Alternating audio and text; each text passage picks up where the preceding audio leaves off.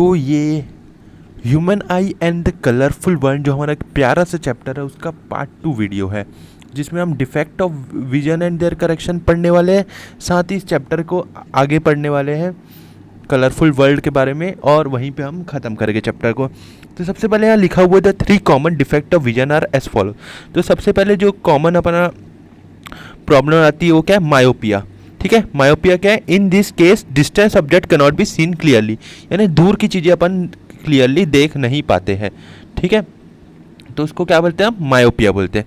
But nearby object are clearly visible, यानी पास की चीज़ें अपन आसानी से देख सकते हैं। Image is not form on the retina, instead it is form in the front of retina. Image का फॉर्म होती है रेटिना से पहले फॉर्म हो जाती है।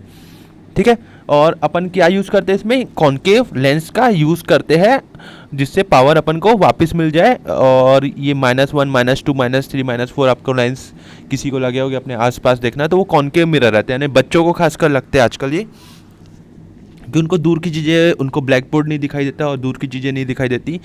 और उसको ठीक कैसे करते हैं? पहले तो बता दें कि ये इसको मान लो हटा दिया, यहाँ पे कोई लेंस नहीं लगा है, तो क्या होगा? यहाँ पे ये आई, यहाँ पे रे आई, और ये कहाँ फॉर्म हो रही है?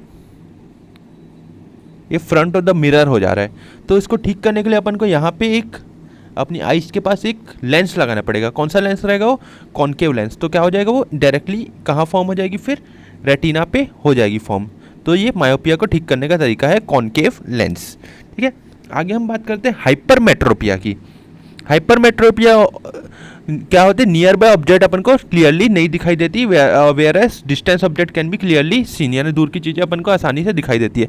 Images is form behind the retina instead on the retina. तो इमेज का रेटिना के पीछे, यानी कि अगर मान लो ये नहीं रहेगा ये वाला लेंस, तो क्या होगा? ये यहाँ से होते हुए इसके और पीछे जाके फॉर्म होगी, तो अपन को दूर की पास की चीज़ें नहीं दिखाई देगी। ठीक है, उसको ठीक करने के लिए क्या यूज़ करते हैं हम? ये वाला लेंस क्या है? ये कॉन्वेक्स लेंस। कॉन्वेक्स लेंस को यूज़ करते हैं अपन। यहाँ पे रेटिना में इमेज, यहाँ रेटिना में इमेज फॉर्म हो जाती है इसके कारण। ठीक है, तो ये अपना हो गया हाइपरमेट्रिक। और दोनों को मिला के बोल दिए तो क्या बोल सकते हैं? दोनों हो गया किसी को तो क्या बोलते हैं? Presbyopia. क्या बोल सकते हैं? Defined as the one in which power of accommodation, जो पावर ऑफ एकोमोडेशन रहता है फोकल लेंथ डिक्रीज करने की, वो कम हो जाती है एज के कारण। ओल्ड एज लोग को लगता है ज़्यादा। They gave difficult in near vision, ciliary muscle get weaken and flexibility of eyes can diminish.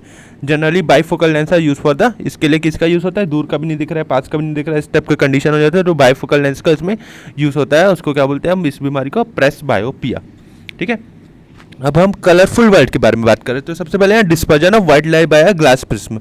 तो डिस्पर्जन ऑफ वाइट लाइट के बारे में पढ़ने वाले हैं। तो वाइट लाइट किसने 7 कलर में डिवाइड होती है, पता है अपन को? VIBGYOR, red, wallet Indigo, blue, green, yellow, orange और रेड जो रहता है। और यहाँ लिखा भी है शायद, when light rays fall on the prism split into the incident light into bands of the colour. तो प्रिज्म में जब प्रिज्म होता क्या है? असल में एक ट्रायंगल शेप का रहता है, 3D टाइप का स्ट्रक्चर, ग्लास का बना हुआ रहता है पूरा।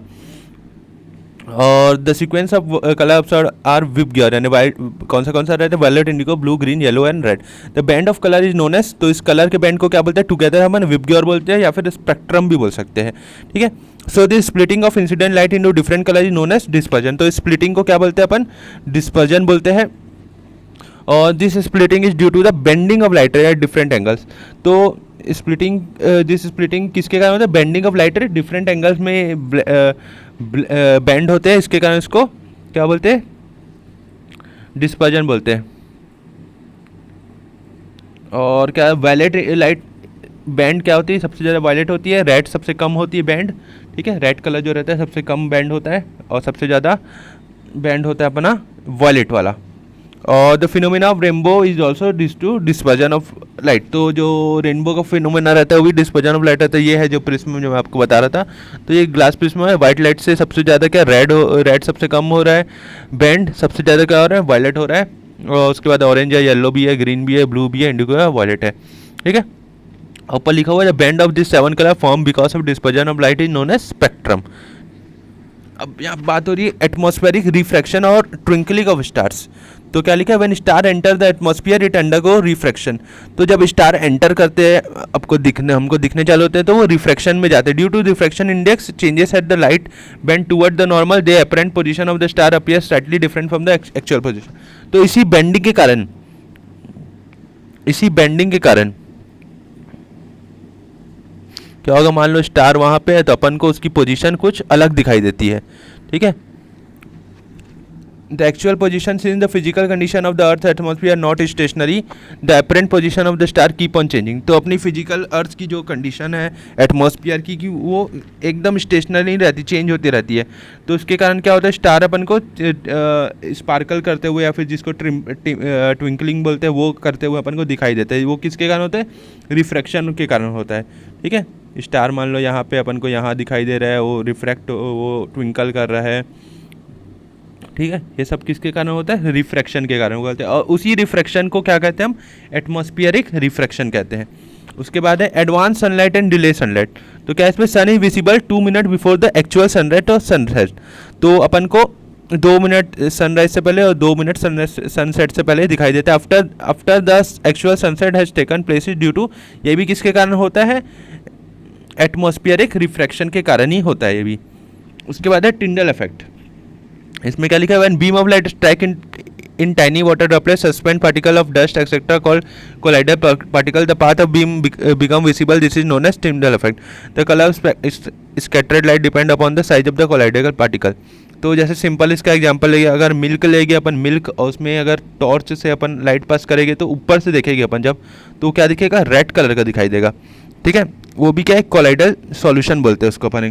तो ये कोलाइडल किसके कारण होता है कि जब टाइनी वाटर ड्रॉपलेट क्या होते हैं, जब जिससे वाइट लाइट जिसमें टकराती है, इसके कारण ये टिंडल इफेक्ट शो करता है। Very fine particle scatter mainly blue light well particle of large size scatter of longer wavelength. तो जब छोटे पार्टिकल रहते हैं तो मेनली क्या ब्लू कलर स्कैटर करते हैं और बड़े पार्टिकल दूसरे कलर्स शो करते हैं। और वो मिल्क वाला तो स्मॉल रहता है, तो उसमें क्या रेड वाला रहता है, रेड कलर शो करता है। वाई, अब बात होती है यहाँ पे why sky appear blue in colour, the colour of sky appear blue to the scattering of light. तो स्काई किसके लिए ब्लू कलर दिखती है, स्कैटरिंग ऑफ लाइट। और when sunlight passes through the atmosphere the fine particle in air will scatter the blue colour more strongly than red. तो जब ऐसा wavelength रहता है कि जो सनलाइट की रेस रहती है उसमें जो स्मॉल पार्टिकल रहते हैं, डस्ट पार्टिकल बोल सकते हैं अपन उसको, उसके कारण सबसे ज़्यादा स्कैटर होता है ब्लू कलर। तो इसके कारण अपन को स्काई ब्लू कलर दिखती है। और कभी शाम या सुबह को वो रेड कलर भी दिखती है, जो कि उस टाइम कौन सा सन से कौन सा पार्टिकल वो होता है, सबसे ज़्यादा स्कैटर होता है रेड कलर। रेड वाले डस्ट पार्टिकल जब स्कैटर होता है तो वो रेड कलर देता है, जो कि इसकी वेवलेंथ ज़्यादा छोटी हो जाती है।